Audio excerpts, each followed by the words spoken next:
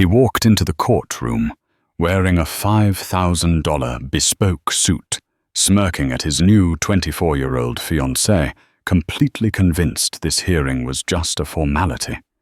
He thought his dowdy wife would sign the papers, take the scraps he offered, and disappear into poverty. But Robert didn't know who the judge was that day. He didn't know that the ragged woman pushing a double stroller into the courtroom held a secret that had been buried in fine print for 7 years. When Judge Evelyn Carter finally read the hidden clause aloud, the mistress didn't just cry, she screamed and lunged across the aisle. This is the true story of the day.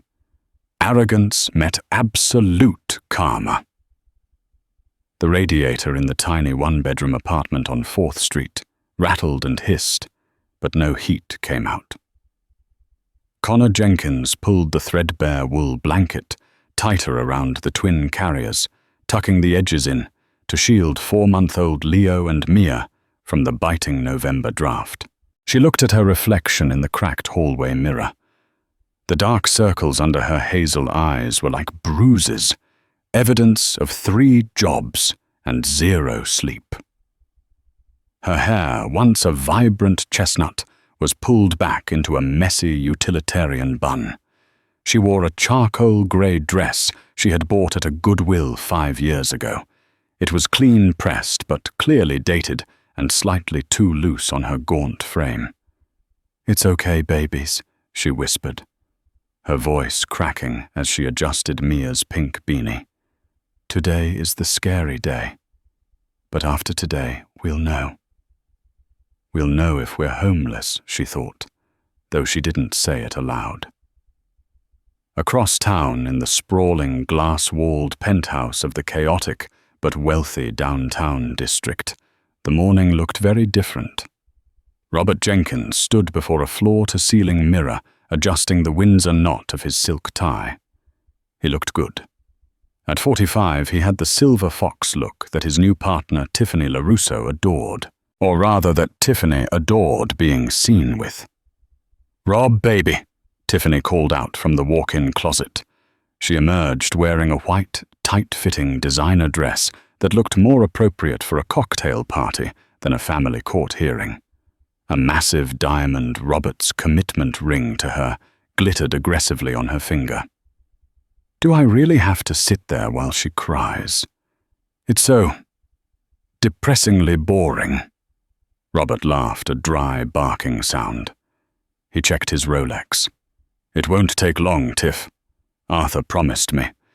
We go in, we show the judge that Connor is financially unstable and mentally unfit to manage the assets we offer the minimum alimony allowed by state law, and we leave.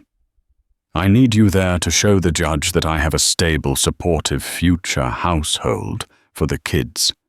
Eventually, if I ever decide to fight for custody." "Which you won't," Tiffany said sharply, checking her makeup. "I'm not changing diapers, Rob. We agreed. Cabo in December. No baggage." "No baggage," Robert agreed, kissing her forehead. "Just a formality. Connor can't afford a real lawyer. She's got some public defender or a pro bono paralegal. It's like bringing a plastic knife to a gunfight. Arthur Lavender is going to eat her alive." Arthur Lavender was indeed a shark. He was the kind of divorce attorney who cost $800 an hour and bragged about making opposing clients cry in the hallway. He had assured Robert that hiding the offshore accounts in the Cayman Shell Company was airtight. As far as the court would know, Robert's architecture firm, Jenkins and Associates, was currently operating at a loss, justifying a minimal payout to Connor. Connor, meanwhile, was struggling to get the double stroller down the steps of her apartment building because the elevator was broken again. The wheels clunked loudly against the concrete. A neighbor, Mrs. Gable, cracked her door open. "Good luck, honey," the old woman wheezed, handing Connor a small foil-wrapped muffin. "You eat this? You need strength."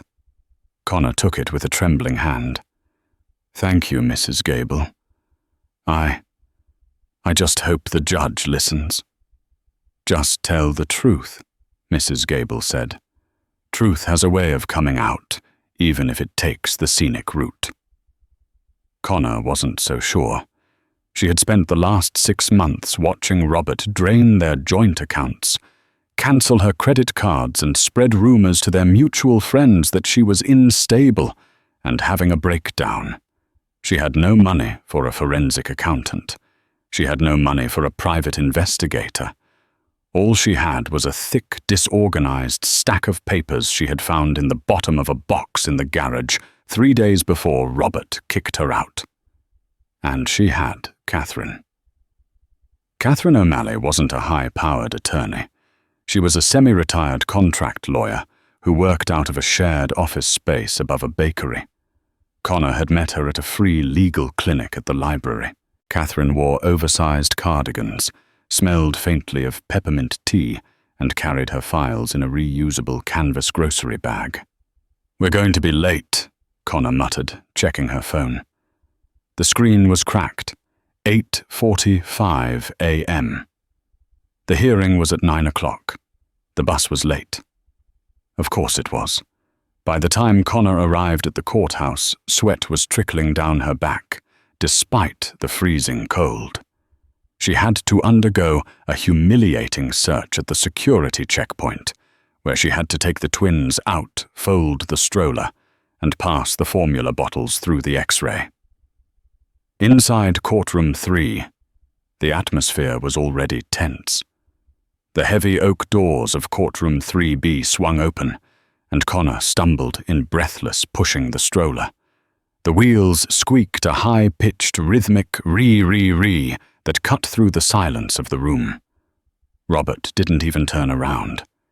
He was leaning back in his chair, whispering something into Arthur Lavender's ear. Tiffany, however, turned. She looked Connor up and down, her lip curling in a distinct sneer of revulsion. She whispered something to Robert, and he finally glanced over his shoulder. His look wasn't one of pity. It was annoyance, as if Connor's struggle was a personal insult to his schedule. "Mrs. Jenkins," the bailiff said sternly, "you are 7 minutes late." I'm so sorry," Connor gasped, parking the stroller next to the defendant's table. "The bus, the elevator." "Sit down." The voice came from the bench. It was Judge Evelyn Carter. Connor's heart hammered against her ribs. She had Googled Judge Carter. The internet forums called her the Iron Lady of Family Court. She was known for being harsh, impatient with delays, and strictly by the book. She had short, steel-grey hair and reading glasses that sat perched on the very end of her nose. She didn't look up from her file as she spoke. "Counselor O'Malley is your client ready to proceed, or does she need a moment to catch her breath?" Judge Carter asked, her voice dry as dust. Catherine O'Malley stood up. She looked almost comical next to Arthur Lavender. Lavender was in a navy Italian suit. Catherine was wearing a beige cardigan that had a small coffee stain on the cuff. "We are ready, Your Honor," Catherine said softly. Arthur Lavender stood up, buttoning his jacket. He exuded confidence. "Your Honor, we are here today to finalize the dissolution of marriage. My client, Mr. Jenkins, has been incredibly generous given the circumstances. We have prepared a settlement offer that includes child support, slightly above the state minimum, and we are waiving any claim to the debts Mrs. Jenkins has incurred since the separation." Connor gripped the edge of the table. Debts. She had debt because he emptied the accounts. "Generous," Judge Carter repeated. She finally looked up, her eyes scanning the room. They landed on Tiffany, who was chewing gum. "Who is the woman in the gallery?" "That is Ms. LaRusso, my client's fiancée," Lavender said smoothly. "Fiancée," Judge Carter echoed. "Before the divorce is final. Interesting timeline. Spit the gum out, Ms. LaRusso. This is a court of law, not a movie theater. Tiffany turned bright red. She scrambled to find a tissue glaring at the back of the judge's head. Robert stiffened. "Let's proceed," Judge Carter said. "Mr. Lavender, you claim Mr. Jenkins's income has dropped significantly in the last fiscal year, rendering him unable to pay alimony. Is that correct?" "Yes, Your Honor." Lavender opened a leather binder. "The architecture market has crashed. Jenkins and Associates is barely keeping the lights on. Mr. Jenkins is practically living off savings. He cannot support Mrs. Jenkins' refusal to work." "Refusal to work," Connor whispered. Catherine put a hand on her arm to silence her. "My client," Lavender continued, gesturing to Robert, "has been the sole provider for 10 years. Now Mrs. Jenkins claims she needs $4,000 a month. It's preposterous. We have tax returns here showing Mr. Jenkins' adjusted gross income is less than $45,000 this year." Connor felt the tears pricking her eyes. $45,000 Robert spent that on vacations alone. They had lived in a house worth $2 million until he sold it out from under her. "Ms. O'Malley." The judge turned to Connor's lawyer. "Do you have a response?" Catherine stood up slowly. She didn't open a binder. She reached into her canvas bag and pulled out a single, slightly crumpled document. It wasn't a legal brief. It looked like an old photocopy of a deed or a contract. "Your Honor," Catherine said, her voice surprisingly steady, "we dispute the income statement. In fact, we dispute the ownership of the assets entirely. My client, while cleaning out the garage of the marital home prior to her eviction, found a document dated 7 years ago. It pertains to the incorporation of Jenkins and Associates and a secondary entity known as the Gemini Trust." Robert chuckled audibly. "Oh, for God's sake. That's the old education fund for the kids we never had back then. It's empty. I closed that account years ago." Arthur Lavender smirked. "Your Honor, this is a delay tactic, digging up expired paperwork to confuse the court." "Is it expired?" Judge Carter asked. She held out her hand. "Bring it here." Catherine walked up to the bench and handed the paper to the judge. The room went silent. The only sound was the radiator clanking in the corner and a soft coo from Leo in the stroller. Robert leaned over to Tiffany. "Don't worry," he whispered. "She's desperate. That trust was just a tax shelter I set up with my old partner. It never held real assets." Tiffany rolled her eyes. "Can we go eat after this? I'm starving." Judge Carter adjusted her glasses. She read the first page. Then she flipped to the second. She stopped. She looked closely at a signature at the bottom. She looked up at Robert. The expression on her face had changed. The boredom was gone. In its place was something sharp, dangerous, and intensely focused. "Mr. Jenkins," the judge said quietly. "Yes, Your Honor." Robert stood smiling confidently. "You stated under oath in your financial affidavit that you are the sole proprietor of Jenkins and Associates, correct?" "Yes, Your Honor. I built that firm from the ground up."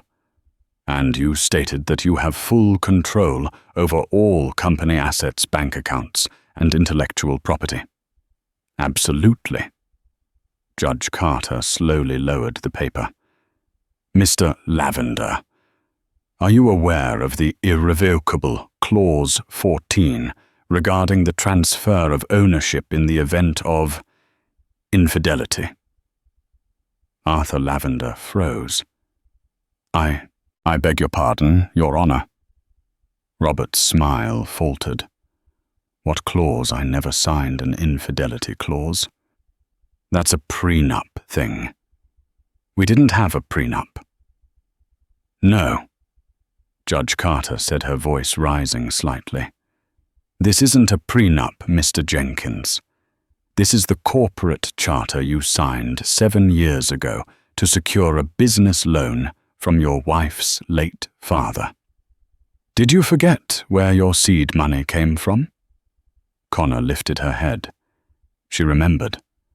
Her father, a stern man who never trusted Robert, had insisted on handling the paperwork for the startup loan himself. Robert had been so eager to get the money he had signed everything without reading the fine print, laughing about old man paranoia. Mr. Jenkins, Judge Carter continued, according to this document, in exchange for the capital to start your firm, you placed 51% of the company stock into the Gemini Trust. And do you know who is the sole named trustee and beneficiary of that trust? Robert went pale. That's not possible. I dissolved that. You can't dissolve an irrevocable trust without the beneficiary's signature, Judge Carter said. She looked at Connor. Mrs. Jenkins, did you ever sign a document dissolving a trust? No, Your Honor, Connor said softly. I didn't even know it existed until I found the paper. Well, Judge Carter sat back, a grim smile touching her lips. It seems, Mr. Jenkins, that you don't actually own your company. Your wife does. And if you've been draining company accounts to buy engagement rings, she glanced at Tiffany's hand, then you have been embezzling from the trust. Tiffany stopped chewing her gum. She looked at Robert, her eyes wide. Rob, what is she talking about? You said you owned everything. I do, Robert stammered, sweat breaking out on his forehead. This is a mistake. That paper is old. It is notarized and filed with the Secretary of State, Judge Carter interrupted. I'm looking up the digital record right now on my screen. It's active. She looked down at the twins in the stroller, then back at Robert. Mr. Lavender, the judge said, her voice icy. I suggest you take 1 minute to explain to your client what embezzlement of trust funds means in this state, because from where I'm sitting, Mr. Jenkins just admitted to spending his children's money on a diamond ring for his mistress. The courtroom erupted in murmurs. Tiffany pulled her hand away from Robert as if he were on fire. You lied to me, Tiffany hissed, her voice rising to a shriek. You said you were worth $10 million. I am, Robert shouted, losing his composure. It's my money. I earned it. Connor didn't do anything. She just sat at home. Sit down. Judge Carter slammed her gavel. One more outburst, and I will hold you in contempt. But the drama was just beginning, because while the financial secret was out, the personal secrets were about to get much, much darker. Judge Carter called for a 30-minute recess to allow the defense to review the document and consult with their client regarding the allegations of fraud. As the bailiff announced, "All rise," Robert practically bolted for the door, his face a mask of panic. Tiffany scrambled after him, her high heels clacking violently against the linoleum floor. Arthur Lavender gathered his papers slowly, his shark-like confidence deflating with every page he stuffed back into his briefcase.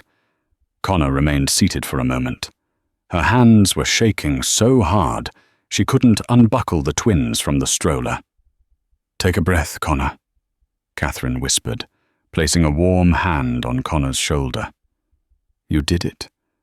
You brought the truth into the room. He's going to be so angry, Connor whispered, terrified. You don't know him when he's cornered, Catherine.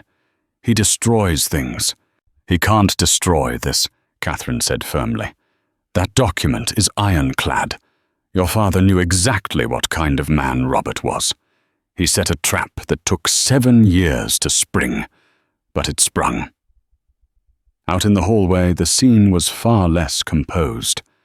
Robert was pacing in a tight circle near the water fountain, his tie loosened. Tiffany was standing with her arms crossed, her designer bag clutched to her chest like a shield. "Tell me it's not true, Rob." Tiffany snapped her voice, echoing off the marble walls. People were starting to stare. "Tell me you didn't lie about your net worth. You said you were the CEO. You said you owned the patents." "I am the CEO," Robert hissed, keeping his voice down. "It's a technicality. Connor's dad was a paranoid old lunatic. I signed that trust just to shut him up. I never thought she'd find it. It was buried in a box of tax receipts from 2016. So you don't have the 10 million? Tiffany's voice rose an octave. "Rob, I put a deposit down on the venue for the wedding yesterday. $20,000 on my credit card. Because you said your assets were frozen for the divorce." Robert waved his hand dismissively. "Tiff, relax. Lavender will fix it. We'll offer Connor a settlement. We'll give her 50 grand, she'll sign the rights away, and we'll be back on track." 50 grand? Arthur Lavender's voice cut in. The lawyer had emerged from the courtroom looking grim. He pulled Robert aside away from Tiffany. "Robert, we have a massive problem," Lavender said, his voice dropping to a grave whisper. "I just ran a quick search on the trust details while we were inside. The trustee isn't just Connor. It's a co-trusteeship with a third-party oversight firm, the Radical Fiduciary Group. They are known for being bulldogs." "So," Robert wiped sweat from his upper lip. "So if you have been spending company money on personal items like that ring, the condo lease, the trips without the trustee's approval, that isn't just a civil dispute," Lavender said, leaning in. "That is grand larceny. And since the trust was set up to benefit your future children, you're stealing from the twins." Robert blanched. "But I'm their father. Doesn't matter. In the eyes of the law, you're the employee of the trust stealing from the beneficiaries. If Judge Carter refers this to the district attorney, you aren't looking at alimony, Robert. You're looking at 3 to 5 years in state prison." Robert felt the blood drain from his legs. He leaned against the wall to keep from falling. Tiffany, sensing the shift in the atmosphere, stepped closer. She didn't look concerned for him. She looked like a predator assessing a wounded animal. "Prison," she said the word, hanging in the air like smoke. "Rob, did you put anything in my name?" Robert looked up, his eyes darting. "What?" "The car," Tiffany said, her voice trembling with a different kind of fear. "The Mercedes. You said you bought it through the company for tax reasons, but put the title in my name to surprise me. Did you buy that with the stolen money?" Robert didn't answer. He didn't have to. "You idiot!" Tiffany screamed, shoving him hard in the chest. "You made me an accomplice. I'm an influencer, Rob. I have a brand. I can't be arrested for receiving stolen property." "Keep your voice down," Robert pleaded, trying to grab her hands. "We're in a courthouse." "Don't touch me," she shrieked. Just then the courtroom doors opened. Connor walked out, pushing the stroller. She looked small, tired, and incredibly ordinary in her grey dress. But as she passed the arguing couple, she didn't look down. She looked right at Robert. For the first time in years, the fear was gone from her eyes. It was replaced by a calm, cold resolve. "Ready for round 2, Robert?" she said softly. Robert stared at her, stunned. The mouse had grown teeth. "You're going to regret this, Connor," he spat, trying to regain some dominance. "You think you can run a company? You're a high school dropout who changes diapers." "I might be," Connor said, adjusting the blanket over Leo. "But at least I own the diapers I change, unlike you." She wheeled the stroller toward the bathroom to change the babies before the session resumed. Tiffany watched her go, her face twisting into a mask of pure venom. She wasn't mad at Robert anymore. She was furious that the dowdy wife was winning. Tiffany pulled out her phone and started typing furiously. "What are you doing?" Robert asked. "If I'm going down, I'm making sure everyone knows who the real villain is," Tiffany muttered. "I'm deleting everything. The posts, the photos of the ring. You don't exist on my feed anymore, Robert." "Ms. LaRusso, Mr. Jenkins," the bailiff called out. "Court is back in session." They walked back in, but the dynamic had shifted. Robert sat slumped.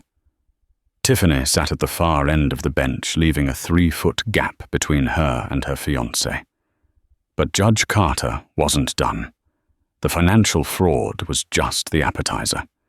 The main course was about to be served, and it involved a secret that would make the money issues look like a parking ticket. The courtroom was quieter this time. The air was heavy, charged with the electricity of an impending storm. Judge Carter was reading a new document that Catherine had submitted during the recess. "Mr. Lavender." Judge Carter began, her voice deceptively mild. "During the break, Mrs. O'Malley provided the court with a supplemental evidence packet regarding the standard of living argument." "Yes, Your Honor," Lavender said wearily. "We maintain that Mr. Jenkins provided ample support." "Save it," Carter snapped. "I'm looking at Exhibit C. These are printouts of text messages recovered from a shared family cloud account, an account Mr. Jenkins forgot to unlink from the iPad he left behind when he moved out." Robert froze. He had left the old iPad in the nursery. He thought it was broken. "Mrs. Jenkins," the judge addressed Connor. "Can you verify the context of these messages?" Connor stood up. "Yes, Your Honor. Those are messages between Robert and Ms. LaRusso from 2 months ago, when Leo was in the hospital with pneumonia." The room went deadly silent. Judge Carter picked up a piece of paper. "Let me read this into the record. On October 14th at 11:42 p.m., while your son was in the ICU, Mrs. Jenkins texted you Mr. Jenkins asking for $200 for the copay for the medication. You replied, 'I'm tapped out. Figure it out. Maybe sell some of your junk.'" Robert stared at the table. He could feel the eyes of everyone in the room boring into his skull. "However," Judge Carter continued, her voice hardening, 2 minutes later, at 11:44 p.m., you sent a text to Miss LaRusso." The judge turned her gaze to Tiffany. Tiffany stopped scrolling on her phone and looked up suddenly terrified. The text reads, "Just saved us $200. She's begging again. Told her to kick rocks. That's half a bottle of Ace for us tonight, babe." A collective gasp went through the courtroom. Even the stenographer paused, looking shocked. "And Ms. LaRusso's reply." Judge Carter read her eyes narrowing behind her glasses. "Good. Don't give those parasites a dime. I need that spa day. LOL. Parasites." Judge Carter repeated the word, tasting the bile in it. She took off her glasses and looked directly at Tiffany. "You called 2 4-month-old infants in an intensive care unit parasites." Tiffany stood up, her face bright red. I didn't mean it like that. It was a joke. It was out of context." "Sit down." The judge's gavel banged like a gunshot. "You are not a party to this case yet, Ms. LaRusso, but you are rapidly becoming one." "Mr. Jenkins," the judge turned back to Robert. "You denied medical care to your own child to buy champagne. I didn't think it was that serious," Robert stammered. "Connor always exaggerates." "I have the hospital bill here," the judge interrupted. "Mrs. Jenkins paid it by selling her engagement ring at a pawn shop. The receipt is attached." Robert looked at Connor. She wasn't looking at him. She was looking at the judge, tears streaming silently down her face. "But here is where the twist comes in." "Mr. Jenkins," Judge Carter said, leaning forward. You see, when you commit financial fraud involving a trust, federal laws apply. But when you engage in a conspiracy to hide assets using a third party, and that money was legally designated for the welfare of minors, you trigger the RICO statutes regarding family fraud. RICO? Arthur Lavender dropped his pen. Your Honor, that's for organized crime, is it? Judge Carter smiled, a cold, predatory smile. Mr. Jenkins, you transferred $150,000 to an account under the name LaRusso Consulting 3 weeks ago. Ms. LaRusso, are you the proprietor of that business? Tiffany hesitated. She looked at Robert, then at the judge. Yes, it's my lifestyle brand. Did you perform $150,000 worth of consulting services for Jenkins and Associates? I gave advice on aesthetics, Tiffany stammered. Consulting on aesthetics, Judge Carter deadpanned. Well, according to the bank records, subpoenaed by the court's internal auditor, yes, I have that power that money was immediately withdrawn in cash, specifically from a branch in Nevada. Robert closed his eyes. And here is the secret that Ms. O'Malley uncovered, Judge Carter said, holding up a final piece of paper. Mr. Jenkins, you didn't just give that money to Miss LaRusso. You had her sign a promissory note, a loan agreement, hidden in the fine print of your consulting contract. Tiffany's head snapped toward Robert. What? That's right, Ms. LaRusso, the judge said. Mr. Jenkins set you up. In the event that he got caught embezzling the paperwork, states that you borrowed the money from the company and are personally liable to pay it back. He didn't give you a gift.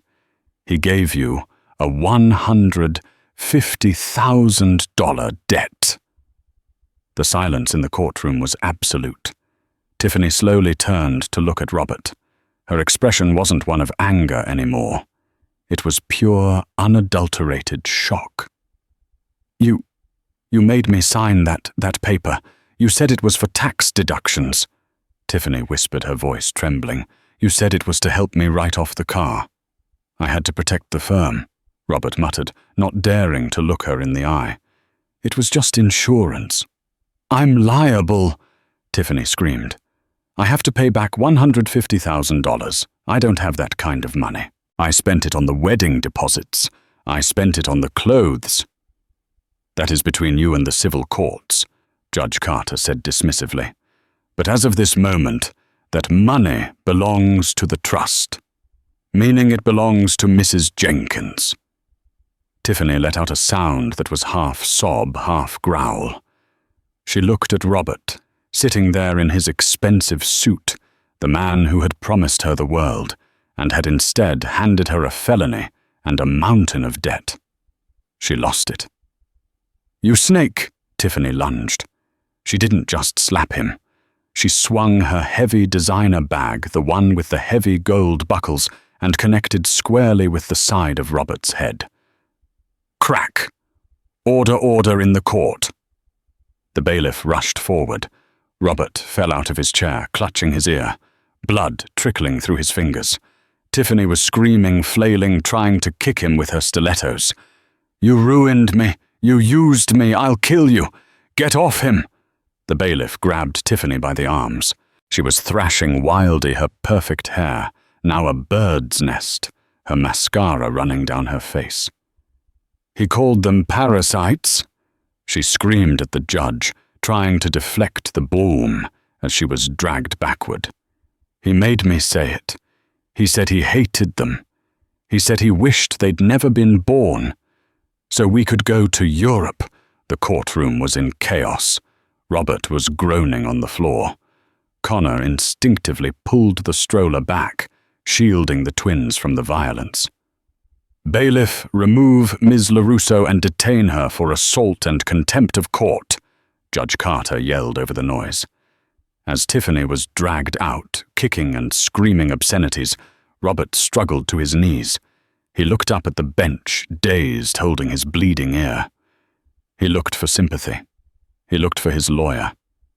But Arthur Lavender was busy packing his briefcase, shaking his head. Then Robert looked at Connor. Connor stood up. She walked over to the railing. She looked down at her husband, who was now battered broke and exposed for the monster he was. "I'll take that settlement now," Connor said quietly. "But the terms have changed."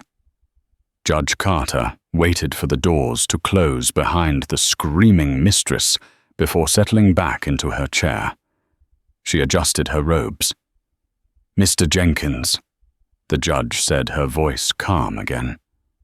"Get back in your chair. We are not finished.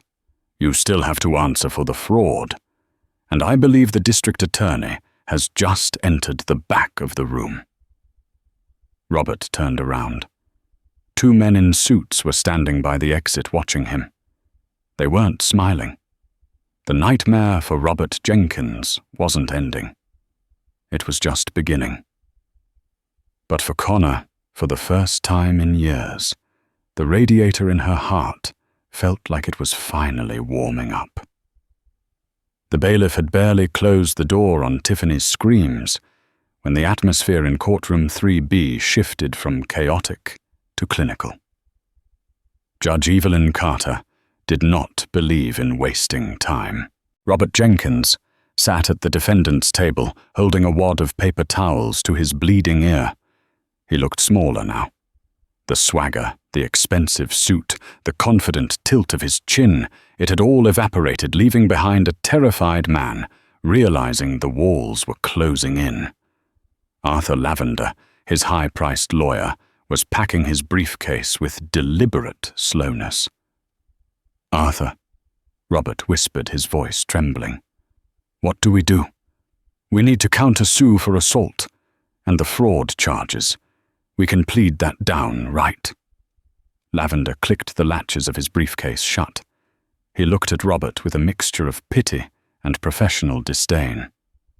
"There is no we anymore, Robert," Lavender said, loud enough for the stenographer to hear. "I am withdrawing as your counsel effective immediately. You lied to me about your assets, which makes me a potential accessory to perjury. I'm not losing my license for you." "You can't leave me," Robert hissed. "I can, and I am. I'll send you the bill for today. Though judging by what I just heard, you won't be able to pay it." Lavender walked out, not even glancing at the judge. Robert was alone. Judge Carter cleared her throat. "Now that the theatrics are over, Mr. Jenkins, we are going to finish this. The district attorney is waiting in the hallway. But before they take you into custody for the criminal allegations, I am going to settle the civil matter of this divorce and the trust." Connor sat quietly, clutching Catherine's hand. She felt lightheaded. "Regarding the marital assets," Judge Carter began, her pen scratching across the order form. "Since you, Mr. Jenkins, have admitted to commingling funds and using the Gemini Trust as a personal piggy bank, I am invoking the bad faith clause of the equitable distribution statutes." What does that mean?" Robert asked, his voice cracking. "It means—" Catherine O'Malley spoke up, her voice ringing clear. "That the court has the power to award 100% of the remaining assets to the injured party to cover restitution." "Correct." Judge Carter nodded. "Mr. Jenkins, you are hereby stripped of your position as CEO of Jenkins and Associates. Control of the company reverts to the trust with Mrs. Connor Jenkins as the sole executrix." Robert's jaw dropped. "You can't give her the firm. She doesn't know how to run an architecture business. She'll ruin it." "Then she can sell it for scrap," Judge Carter said coldly. "It's hers. Furthermore, the penthouse apartment is to be vacated within 24 hours. The lease is in the company name, correct?" "That means Connor now controls your housing. I imagine she will want to terminate that lease. Connor looked at Robert. You have 24 hours, Robert. I'll send a moving crew. Don't take anything that belongs to the company. That includes the furniture, the electronics, and the art on the walls. Where am I supposed to go? Robert pleaded. I have no access to my accounts. You froze them. I hear your mother has a pull-out couch in her basement in Ohio, Connor said. Or maybe Tiffany will bail you out. Oh, wait, she's in a holding cell. The Mercedes, Judge Carter continued checking a box on the form. Since it was purchased with embezzled funds, it is now the property of the trust. You will hand the keys to the bailiff before you are escorted out. Robert reached into his pocket. His hand shook as he placed the heavy electronic key fob on the table. It was the symbol of his freedom, his status, his ego. Now it was just plastic. Finally, Judge Carter looked over her glasses. Child support. Since you are likely facing incarceration and have no current income, I cannot garnish your wages yet. However, I am issuing a lifetime judgment. Any future earnings commissary, Moneybook Deal's future jobs will be garnished at 50% until the arrears are paid. You will never hide $1 from these children again. The judge slammed the gavel. Divorce granted. Sole custody to Mrs. Jenkins. Mr. Jenkins, the officers are waiting for you. 2 officers stepped forward. They didn't cuff him immediately, but they boxed him in. Robert stood up, his legs wobbly. He looked at Connor one last time. Connor, he choked out. Please, I'm sorry. I was stressed. I lost my way. Don't let them take me. We can fix this. Remember the honeymoon. Remember when we were happy. Connor stood up. She walked around the table, the stroller rolling smoothly beside her. She stopped 2 feet from him. She looked at his tear-stained face, the blood on his collar, the desperation in his eyes. I remember the honeymoon, Robert, she said softly. But I also remember last Tuesday when I begged you for $20 to buy formula, and you told me to feed them water because you needed a car wash. Robert flinched, as if she had hit him. Goodbye, Robert, Connor said. She turned her back on him and walked toward the exit. Connor, he screamed as the officers took his arms. Connor, you can't do this! The doors swung shut behind her, cutting off his voice. In the hallway, Catherine O'Malley let out a long, heavy sigh. She leaned against the wall and smiled. Well, that went better than expected. Connor looked down at the twins. Leo was asleep. Mia was looking up at her with wide, curious eyes. Connor felt a strange sensation in her chest. The crushing weight that had been sitting there for 2 years was gone. What now? Connor asked. Catherine handed her a file. Now you go to the bank. You sign the signature cards, and then you go buy your babies a warm place to sleep. 6 months later. The spring sun was shining on the small but immaculate front lawn of a 3-bedroom bungalow in the quiet suburb of Oak Creek. It wasn't a penthouse.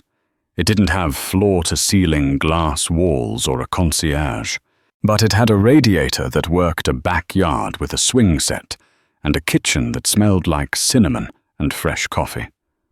Connor sat on the back porch, a laptop open on the patio table. Her hair was down, shiny and healthy. The dark circles under her eyes were gone, replaced by a glow that came from 8 hours of sleep and the absence of constant terror. Mrs. Jenkins, a voice called from the laptop screen. Just Connor, please, she corrected, smiling at the video call. On the screen was the interim manager of Jenkins and Associates. Right, Connor. I just wanted to give you the weekly update. The rebranding is nearly complete. Since we ousted the old board and brought in the Ethical Oversight Committee, our client retention has actually gone up 15%. People like the story. The firm reborn from corruption. It's playing well in the press. That's good to hear, David, Connor said. And the specialized trust for the children, fully funded. David nodded. We liquidated the luxury assets, the boat, the condo in Cabo, and the sports cars. The proceeds have been locked into an investment account for Leo and Mia. Their college is paid for. Their graduate school is paid for. They're set for life. Thank you, David. Keep up the good work. She closed the laptop. She didn't run the day-to-day operations of the firm. She knew her limits. But she was the chairwoman of the board. She had hired smart, honest people to fix the mess Robert had made. The front doorbell rang. Connor walked through the house, her house paid for in cash, to answer it.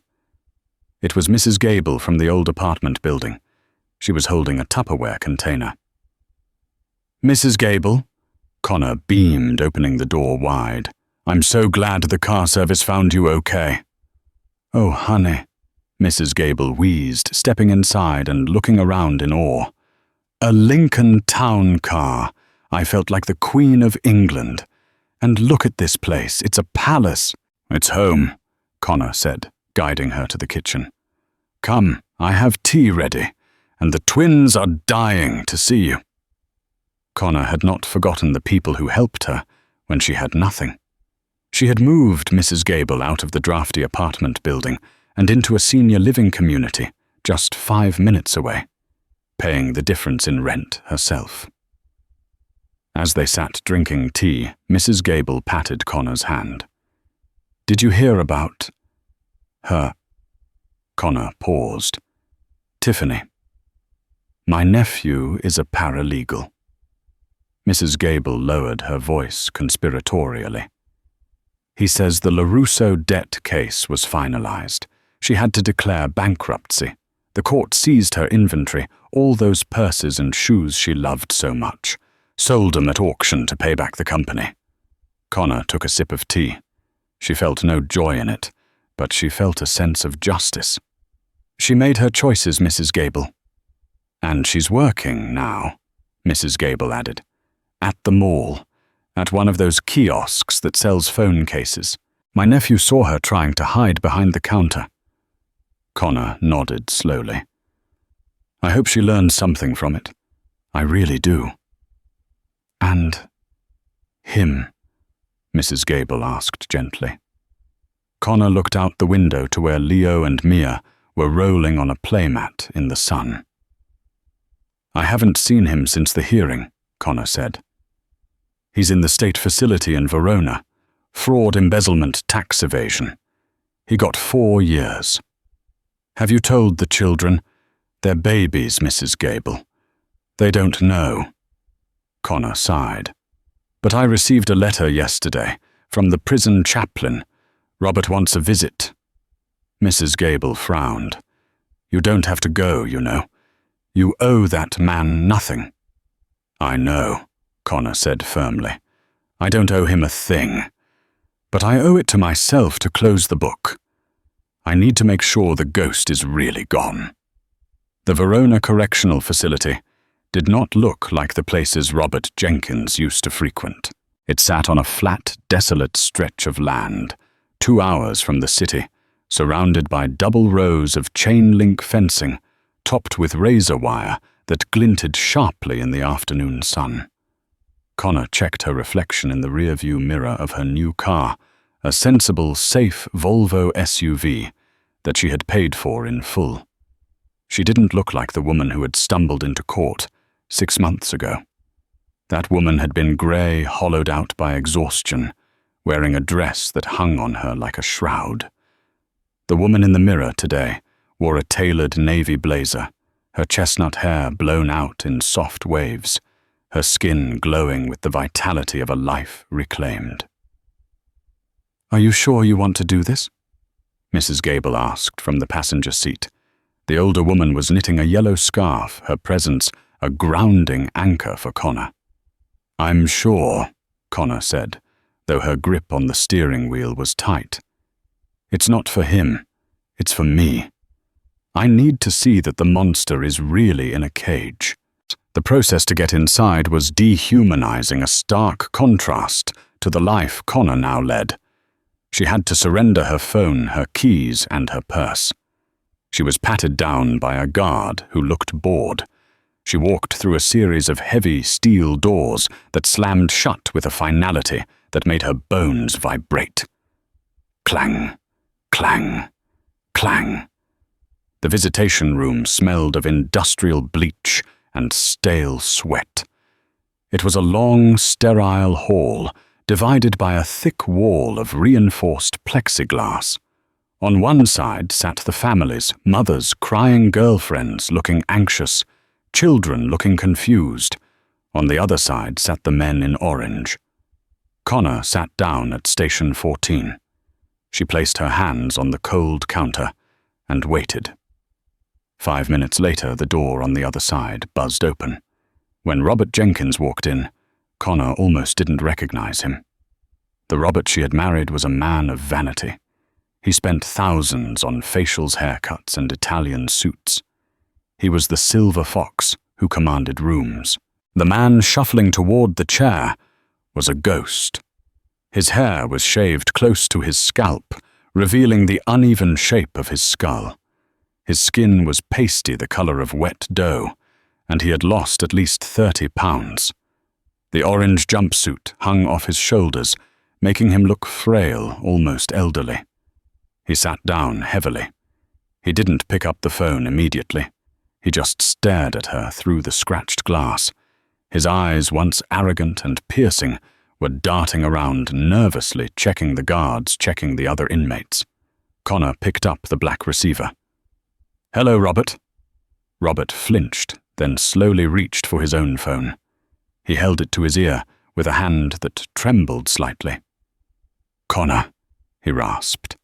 His voice was different, thinner, stripped of its booming confidence. "You came." "I got your letter," she said evenly. "You said it was urgent. You said it was about the children." Robert licked his dry lips. Yeah, the kids. How are they?" Do they ask about me?" Connor reached into her blazer pocket and pulled out a single photograph. She pressed it against the glass.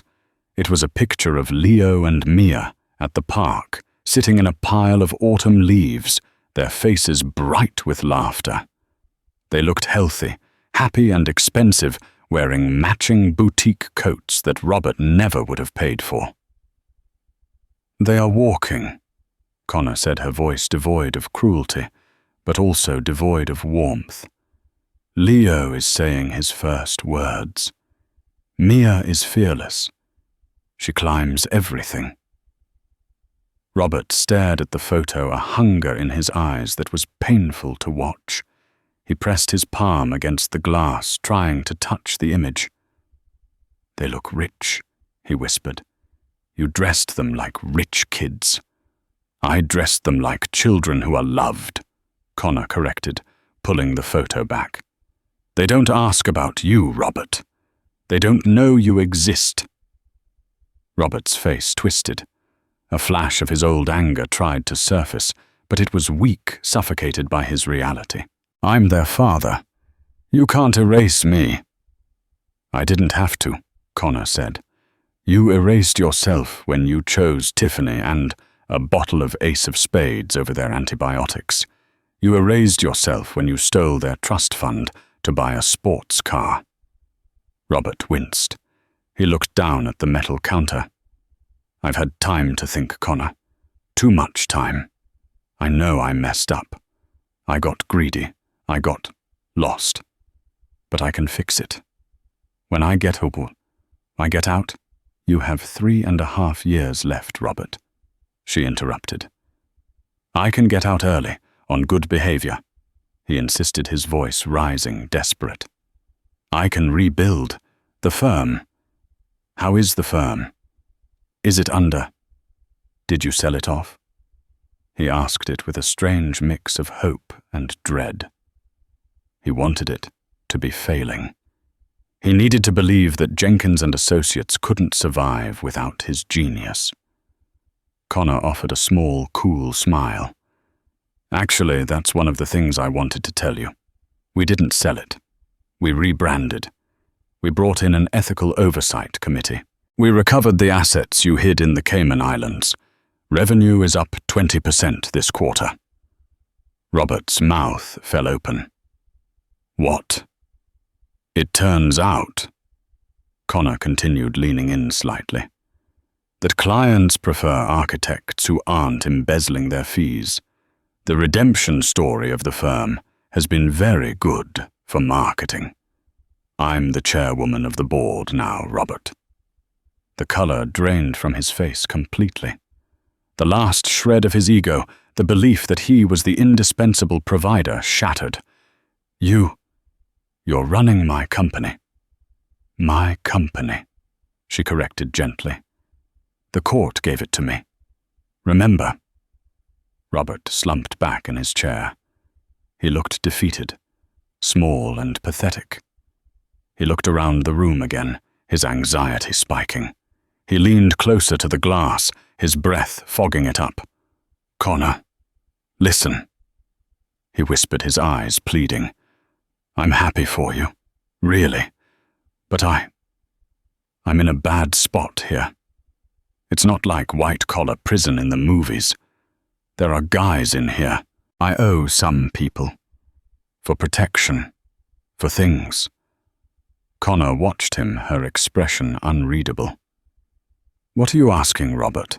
I need money, he blurted out.